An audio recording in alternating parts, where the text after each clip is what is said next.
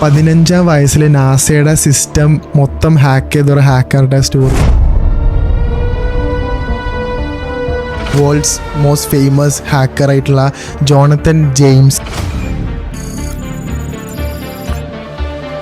അതിനുവേണ്ടി ചെയ്തൊരു ട്രിക്ക് ഉണ്ട്. എന്താ വെച്ച് കഴിഞ്ഞാൽ next stop was the most ഞെട്ടിക്കുന്ന സംഭവം, NASA.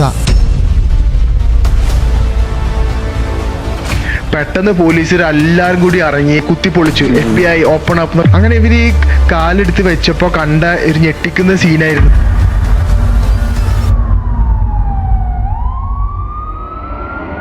So the story of Kevin Mitnick. ഇങ്ങനെയാണ് കോംറേഡ് എന്ന് പറഞ്ഞിട്ടുള്ളൊരു എന്തെങ്കിലും അടുത്ത് ഹാക്ക് ചെയ്യണം, ഒന്നുകൂടി ഹാക്ക് ചെയ്യണം എന്ന് പറഞ്ഞിട്ടാണ് കെവിൻ മിറ്റ്നിക് വീണ്ടും ഇറങ്ങുന്നത്. ഇതിനൊരു ചിന്ത വരുന്നത് ഇതിനേക്കാളും വലിയൊരു ഷാർക്കിനെ എനിക്ക് പിടിക്കണം. USA national website, security website hack ചെയ്ത ഒരു പുള്ളിയാണ് Kevin.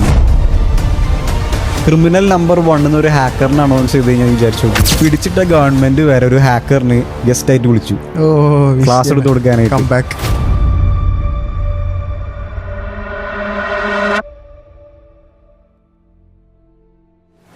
Welcome to Physioids podcast. So subscribe ചെയ്യുക before starting this episode. And ഈ എപ്പിസോഡിൻ്റെ audio files we have streaming it on Spotify. So please check it out and enjoy the show. Hello guys, welcome back to Physioids podcast. അപ്പോൾ ഇന്ന് നമ്മൾ അത്യാവശ്യം ഒരു variety എപ്പിസോഡായിട്ട് ഇതുവരെ പറയാത്തൊരു kind of suggest ചെയ്ത ടോപ്പിക്കാണ്. This is actually suggested by our subscribers Hiba and Basil. ഞാൻ രണ്ട് കമൻറ്റ്സ് ഇവിടെ കാണിച്ചു തരാം. Thank you so much guys for suggesting this topic. So first of all, ഈ എപ്പിസോഡിൻ്റെ ആദ്യം ഞാൻ സംസാരിക്കുന്നുണ്ടാവുക ദ വേൾഡ്സ് മോസ്റ്റ് ഫേമസ് ഹാക്കറായിട്ടുള്ള ജോണത്തൻ ജെയിംസിൻ്റെ ഒരു സ്റ്റോറി ആയിരിക്കും. റിയൽ ലൈഫ് സ്റ്റോറി ഞാൻ സംസാരിക്കാൻ പോകുന്നത് the one and only Kevin Mitnick. ഹാക്കിങ്ങിൻ്റെ ഒരു കിങ് എന്ന് വേണമെങ്കിൽ പറയാൻ പറ്റിയ ഒരാളാണ്. യെസ്, അപ്പോൾ വാച്ച് ടിൽ ദി എൻഡ്. അത്യാവശ്യം സബ്സ്ക്രൈബ് ചെയ്യാനും മടിക്കരുത്, എല്ലാവരും സപ്പോർട്ട് ചെയ്യുക. സോ ഭയങ്കര ത്രില്ലിംഗ് ആയിട്ടുള്ള ഒരു എപ്പിസോഡാണ്. Hope you guys enjoy it. So first of all നമുക്ക് ജോണത്തൻ ജെയിംസിനെ കുറിച്ച് പറയാം. അപ്പോൾ ജോണത്തൻ ജെയിംസ് ജനിക്കുന്നത് 1983 ഡിസംബർ 12-നാണ് ഫ്ലോറിഡയിൽ, USA ഫ്ലോറിഡയിൽ ജനിക്കുന്നൊരു കുട്ടിയായിരുന്നു ജോണത്തൻ ജെയിംസ്. അദ്ദേഹം ചെറുപ്പത്തിൽ തന്നെ ഈ കമ്പ്യൂട്ടേഴ്സ് അതേപോലെ തന്നെ ഈ സോഫ്റ്റ്വെയർ അതൊക്കെ ഭയങ്കര ഇഷ്ടമായിരുന്നു. അച്ഛനെ ഒരു ദിവസം എനിക്കൊരു ഗിഫ്റ്റായിട്ട് ഏകദേശം ഒരു 9-10 വയസ്സാകുമ്പോഴേക്കന്നെ ഒരു ബർത്ത്ഡേ ഗിഫ്റ്റായിട്ടൊരു കമ്പ്യൂട്ടർ കൊടുക്കുകയാണ്. ആ കമ്പ്യൂട്ടർ കൊടുത്ത അന്ന് മുതൽ അദ്ദേഹം രാത്രി 24/7 ഈ കമ്പ്യൂട്ടേഴ്സിൻ്റെ മുന്നിലായിരുന്നു. എന്ന് വെച്ച് കഴിഞ്ഞാൽ അതിനെക്കുറിച്ച് പഠിക്കുക, പ്രോഗ്രാമിംഗ് ലാംഗ്വേജസ് പഠിക്കുക, കോഡിങ് പഠിക്കുക. അത്ര ചെറിയ പ്രായത്തിൽ ഓർക്കണം, 10 വയസ്സാകുമ്പോൾ ഇതൊക്കെ ചെയ്യണമെന്ന് ഓർക്കണം. അപ്പോൾ ഒരു പോയിന്റ് എത്തിയപ്പോഴേക്ക് പാരൻസൊക്കെ ഭയങ്കര എക്സൈറ്റഡ് ആയിരുന്നു. കാരണം എൻ്റെ കുട്ടി ഇത്രയും പ്രൗഡായിട്ട് ഇത്രയും കോംപ്ലിക്കേറ്റഡ് ആയിട്ടുള്ള കമ്പ്യൂട്ടേഴ്സിനെ കുറിച്ചൊക്കെ ഇങ്ങനെ പഠിക്കുന്നുണ്ട് എന്ന് പറഞ്ഞപ്പോൾ പാരൻസൊക്കെ കുറേയൊക്കെ അവർ പ്രൗഡായിരുന്നു. പക്ഷെ ഒരു പോയിന്റ് എത്തിയപ്പോഴേക്ക് പാരൻസ് പേടിക്കാൻ തുടങ്ങി. കാരണം 24/7 ഒരു ഊണും ഉറക്കം ഇല്ലാണ്ട് ഇതിൻ്റെ മുന്നിൽ ഇങ്ങനെ ഇരുന്ന് ഇതിനുള്ളിൽ ഇങ്ങനെ കമ്പ്യൂട്ടറിൽ ഇങ്ങനെ പ്രോഗ്രാം പഠിച്ചുകൊണ്ടിരിക്കുകയാണ്, അഡിക്റ്റ് ആയിക്കൊണ്ടിരിക്കുകയാണ്. അങ്ങനെയാണ് പതുക്കെ ജോണത്തൻ ജെയിംസ് ഹാക്കിംഗ് വേൾഡിലോട്ട് കാലെടുത്ത് വെക്കുന്നത്. ആദ്യം അദ്ദേഹത്തിൻ്റെ ഒരു പേര് വേണം. അപ്പം അങ്ങനെയാണ് കോംറേഡ് എന്ന് പറഞ്ഞിട്ടുള്ള ഒരു പേര് അദ്ദേഹം ഫൈനലായിട്ട് എടുക്കുന്നത്. കോംറേഡ്. അങ്ങനെ കോംറേഡ് എന്നുള്ള പേര്, അനോണിമസ് പേര് വേണം. കാരണം ഹാക്കേഴ്സിന് അവരെ പേര് യൂസ് ചെയ്യാൻ പറ്റില്ല. അപ്പോൾ ഒരു അനോണിമസ് പേരായിരുന്നു കോംറേഡ്. അങ്ങനെ കോംറേഡ് വഴിയാണ് ഫുൾ ഹാക്കിംഗ് കാര്യങ്ങളൊക്കെ ചെയ്യുന്നത്. ഫസ്റ്റ് അദ്ദേഹം ഹാക്ക് ചെയ്ത സംഭവമായിരുന്നു അദ്ദേഹത്തിൻ്റെ സ്കൂളുണ്ടായിരുന്നു, മയാമി സ്കൂൾ എന്ന് പറഞ്ഞിട്ടുള്ള സ്കൂളാണ് ഫസ്റ്റ് ഹാക്ക് ചെയ്തത്. അപ്പോൾ ഹാക്ക് ചെയ്തപ്പോൾ ഭയങ്കര ഒരു പ്ലഷർ കിട്ടി. കാരണം സ്കൂളിലത്തെ കമ്പ്യൂട്ടേഴ്സ് ആണെങ്കിലും അവിടുത്തെ CCTV ആണെങ്കിലും അവിടുത്തെ റിപ്പോർട്ട് കാർഡ്സ് മാർക്സ് ഒക്കെ മൂപ്പര് അദ്ദേഹത്തിൻ്റെ കൈൻ്റെ ഉള്ളിലായിരുന്നു. അപ്പോൾ സ്കൂൾ ഹാക്ക് ചെയ്ത് അത് വലിയൊരു ഇഷ്യൂ ആയി. എന്താ ചെയ്യേണ്ട, ആൾക്കാർ ഇങ്ങനെ ചെറിയ അത് വല്ലാണ്ട് വലിയ ഇഷ്യൂ ആയില്ല, കാരണം സ്കൂളാണല്ലോ. അപ്പോൾ he wanted to go more, ഇനിയും വലിയ സംഭവങ്ങൾ ഹാക്ക് ചെയ്യാൻ വേണ്ടിയിട്ട് പ്ലാൻ ചെയ്യും. അങ്ങനെയാണ് ഏകദേശം 2 ആഴ്ചത്തോളം ഇതിനെക്കുറിച്ച് പഠിച്ചിട്ട് ദി വൺ ആൻഡ് ഓൺലി അമേരിക്കത്തെ ഡിഫൻസ് സിസ്റ്റം 1999 ഹാക്ക് ചെയ്യണത്. ഏകദേശം 1999 ഈ സംഭവം നടക്കുന്നത് കേട്ടോ. അമേരിക്കത്തെ ഡിഫൻസ് സിസ്റ്റം അത്രയും ക്രിമിനൽസും അത്രയും എന്താ പറയുക അത്രയും സീക്രട്ടായി നടക്കുന്ന സിസ്റ്റമാണ് അതിൻ്റെ ഉള്ളിൽ ഏകദേശം 3000 ഫയൽസ് ഡീകോഡ് ചെയ്തിട്ട് അവരെ കമ്പ്യൂട്ടേഴ്സൊക്കെ ഹൈജാക്ക് ചെയ്തവൻ. അങ്ങനെ ഇവരിത് വലിയൊരു ഇഷ്യൂ ആയി. കാരണം അവരെ കൺട്രോൾ പോയി. എന്ന് വെച്ചാൽ ആരാണ് ഒരു ഗ്രൂപ്പ് ഓഫ് ടീമാണ് ഹാക്കേഴ്സ് എന്നാണ് ആൾക്കാർ കോംബ്രേഡ് എന്ന് പറഞ്ഞത്. ആൾക്കാർ ഇത് ടീം ഓഫ് കോംബ്രേഡ് എന്നൊക്കെ പറഞ്ഞത്. കാരണം ഇത്രയും ഹൈലി സെക്യൂർഡ് ആയിട്ടുള്ളൊരു സംഭവം ഇത്രയും സിമ്പിളായിട്ട് ഹാക്ക് ചെയ്യണമെങ്കിൽ അതൊരു ടീം ഇതിന് പിന്നിലുണ്ടെന്നാണ് വിചാരിച്ചത്. അങ്ങനെ ആൾക്കാർ കോംബ്രേഡ് എന്നിട്ടുള്ള ജോണത്തൻ ജെയിംസിനെ ബ്ലാക്ക് ലിസ്റ്റ് ചെയ്ത്. അങ്ങനെ നെക്സ്റ്റ് ഇനി വരുന്നത് അദ്ദേഹം ഇതിൽ നിർത്തിയില്ല. Next stop was the most ഞെട്ടിക്കുന്ന സംഭവം, നാസയിലെ സെർവറാണ് നെക്സ്റ്റ് ഹാക്ക് ചെയ്യാൻ വേണ്ടി പോകുന്നത്. ഏകദേശം 3 ആഴ്ചത്തോളം അദ്ദേഹം ഇതിനെ കുറിച്ച് വർക്ക് ചെയ്തു. 3-4 ആഴ്ചത്തോളം, ഏകദേശം 1 മാസത്തോളം ഇതിനെക്കുറിച്ച് പഠിച്ച് അവസാനം പെട്ടെന്നൊരു ന്യൂസ്, നാസയിൽ വർക്ക് ചെയ്യുന്ന ആൾക്കാർക്ക് പെട്ടെന്നൊരു അലാം കേൾക്കുകയാണ്, your system has been hijacked by someone, the comrade എന്ന് പറഞ്ഞിട്ടുള്ള ഒരു ന്യൂസ് അവർ കേൾക്കുകയാണ്. അങ്ങനെ ആൾക്കാർ ഇത് വലിയൊരു ഇഷ്യൂ, കാരണം ഇൻ്റർനാഷണൽ ലെവൽ ഓഫ് എന്താ പറയുക അത്രയും ഹൈലി സെക്യൂർഡ് ആയിട്ടുള്ള നാസ കുറച്ച് ദിവസത്തേക്ക് ഇത് അടച്ചിട്ടിരുന്നു എന്നാണ്. ഈ ഒരു കോംബ്രേഡിനെ പേടിച്ചിട്ട് കുറച്ച് ദിവസത്തേക്ക് ഈ ഒരു നാസ കമ്പനി മൊത്തത്തിൽ അടച്ചിട്ടിരുന്നു എന്നുള്ളതാണ് പിന്നെ അറിയാൻ കഴിഞ്ഞത്. അപ്പോൾ ഇത് വലിയൊരു ന്യൂസ് ആയപ്പോൾ FBI ആണെങ്കിലും അവിടുത്തെ US പോലീസ് ഓഫീസൊക്കെ എന്താ ചെയ്യേണ്ടത് മനസ്സിലാകുന്നില്ല. ഇവർക്ക് എന്തെങ്കിലും ഒരു ക്ലൂ കിട്ടണം. ഇവർ ഇതിലും നിർത്തുന്നില്ല. Next international space station hack ചെയ്ത് അതിൽ ആൾക്കാർ കയ്യിൽ നിന്ന് പോയി. ഇവർ എന്തായാലും ലൈക്ക് ഇത്ര എമൗണ്ട് തരും എന്ന് പറഞ്ഞു. ഹാക്കറിനെ പിടിച്ച് കിട്ടിക്കഴിഞ്ഞാൽ വാണ്ടഡ് പേര് വന്നു. കോംബ്രേഡ് എന്ന് പറഞ്ഞ ആളെ വാണ്ടഡ് നോട്ടീസ് ഇറക്കി. അങ്ങനെ ഇവരിങ്ങനെ കാത്തിരിക്കുക, എന്തെങ്കിലും ഒരു ലൂപ്പ് ഹോള് ഇയാളെ ഭാഗത്തുനിന്ന് അദ്ദേഹത്തിൻ്റെ ഭാഗത്ത് ഉണ്ടാവണം എന്ന് വിചാരിച്ച് കാത്തിരിക്കുകയാണ്. അധികം ടൈം എടുത്തില്ല. അദ്ദേഹത്തിൻ്റെ ഭാഗത്ത് എന്തോ ഒരു മിസ്റ്റേക്ക് വന്ന് അങ്ങനെ IP അഡ്രസ്സ് ലീക്കായി. പെട്ടെന്ന് പോലീസുകാർ എല്ലാവരും കൂടി ഇറങ്ങി IP അഡ്രസ്സ് കിട്ടിയ ഒരു ലൊക്കേഷൻ കിട്ടി. ഇവരെ ഈ ഓപ്പറേഷൻ ചെയ്യുന്ന സ്ഥലത്ത് ലൊക്കേഷൻ കിട്ടി. ഫുൾ ഹെലികോപ്റ്റേഴ്സ്, പ്ലെയിൻസ്, അതേപോലെ തന്നെ പോലീസ് ഓഫീസ് എല്ലാവരും വരികയാണ് ഈ ഒരു ടീമിനെ പൊക്കാൻ വേണ്ടിയിട്ട്. നോക്കുമ്പോൾ ഒരു ചെറിയ വീട്. അപ്പോൾ ഒരാൾ ഇതിൻ്റെ അണ്ടർഗ്രൗണ്ടിൽ എവിടെയെങ്കിലുമൊക്കെ ഇറക്കി വെച്ചിട്ട് അവരെന്ത് ചെയ്തു, കുത്തിപ്പൊളിച്ചു. FBI ഓപ്പൺ അപ്പ് എന്നൊക്കെ പറഞ്ഞ് കുത്തിപ്പൊളിച്ച് അവർ നോക്കുമ്പോൾ ഒരു 15 വയസ്സുകാരനാണ് ഈ ഒരു മൊത്തം ഹാക്ക് ചെയ്തത് എന്ന് പറയുകയാണെങ്കിൽ നിങ്ങൾക്ക് വിശ്വസിക്കാൻ പറ്റുമോ? That's actually the story of ജോണത്തൻ James എന്ന് പറയാം. കഥ തീരുന്നില്ല. അങ്ങനെ ഇവർ ഈ കാലെടുത്ത് വെച്ചപ്പോൾ കണ്ട ഒരു ഞെട്ടിക്കുന്ന സീനായിരുന്നത് എന്ന് വെച്ച് കഴിഞ്ഞാൽ ഈ ജോണത്തൻ ജെയിംസ് ഇതിൻ്റെ വീട്ടിൻ്റെ ഉള്ളിൽ ഇരുന്നിട്ട് കമ്പ്യൂട്ടേഴ്സിൻ്റെ ഉള്ളിൽ നിന്നാണ് ഇത്രയും വലിയൊരു സിസ്റ്റം ഹാക്ക് ചെയ്തതെന്നുള്ളത്. അങ്ങനെ അറസ്റ്റ് ചെയ്ത്. അപ്പോൾ മൈനറാണല്ലോ.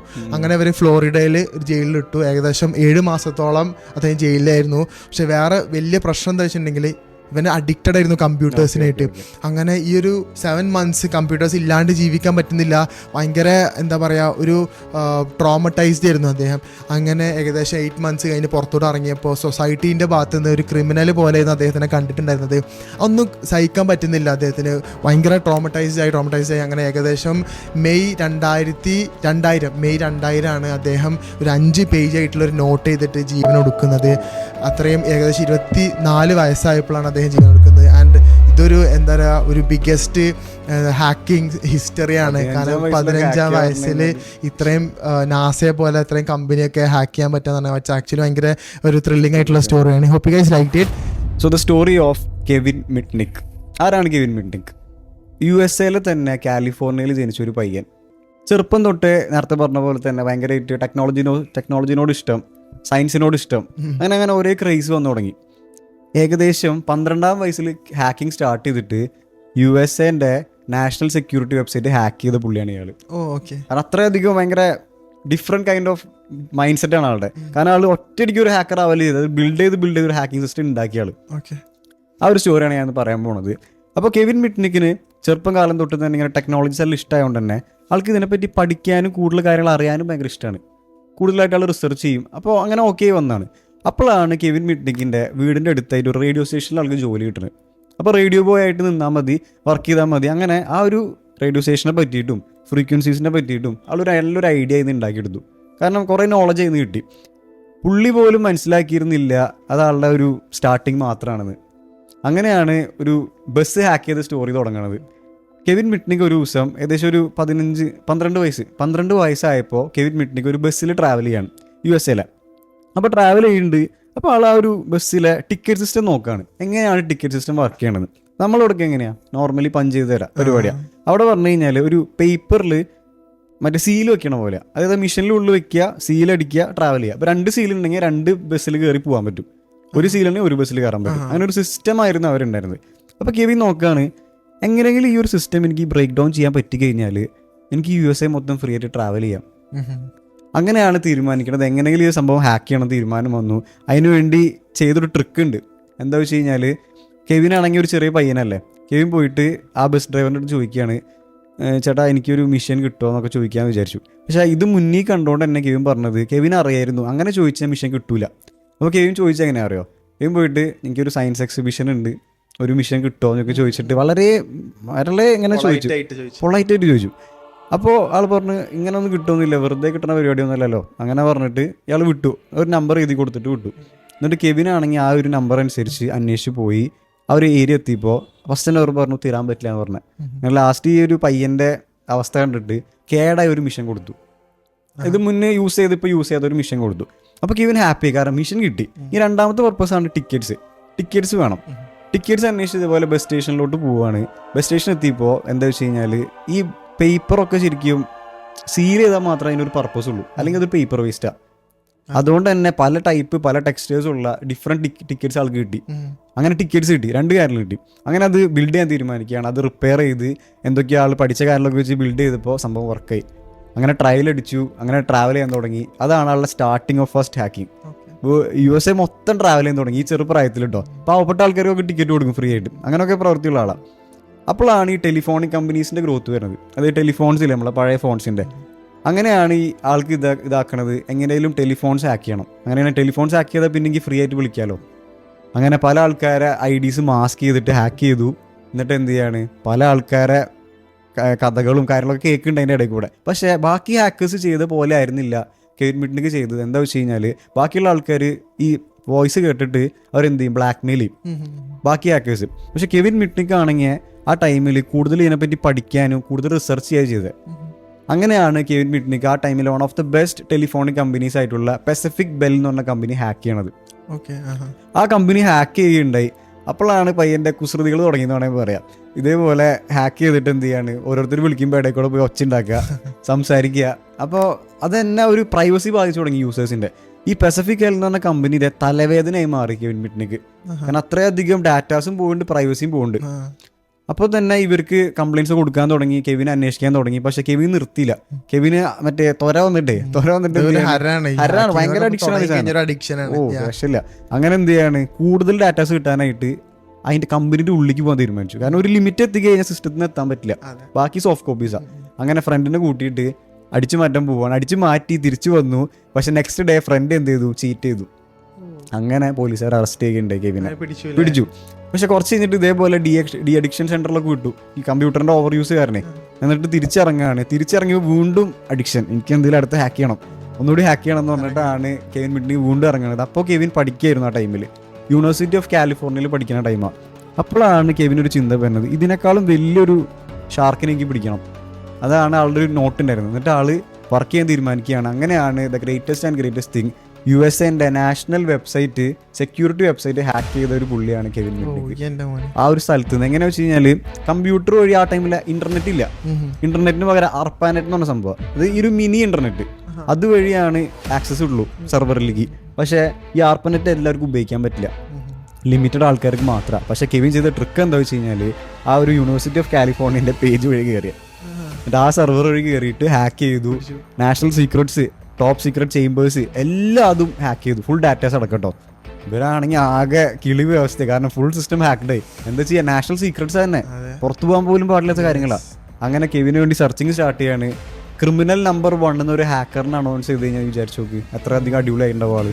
അത്രയധികം ഒരു ഹാക്കറാണ് ഇയാള്, ഹൈലി കോൺഫിഡൻഷ്യൽ ഡീറ്റെയിൽസ് ആണ് പുറത്തോട്ട് ഇറക്കിയത്.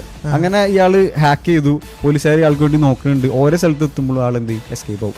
അങ്ങനെ ലാസ്റ്റ് പിടിച്ചു കേട്ടോ. പിടിച്ചിട്ട് എന്ത് ചെയ്യാണ്, ജയിലിലിടാണ്. 1995 രണ്ടാമത്തെ ജയിലിലോട്ട് ഇടുന്നത്. രണ്ടാമത് ജയിലിൽ പോയത് 2000 വരെ ആൾ നിന്നു ജയിലിൽ. ഒറ്റയ്ക്ക് ഒരു റൂമിൽ ഇരുത്തിയ ആളെ, ലോൺലിനെസ് അടിയാനായിട്ട്. അതാണ് ബെസ്റ്റ് ട്രീറ്റ്മെന്റ്. പണിഷ്മെന്റ് ശരിക്കും പണിഷ്മെന്റ് അതാണ്, നമ്മൾ കൊല്ലുന്നതൊന്നുമല്ല ശരിക്കും പണിഷ്മെന്റ്.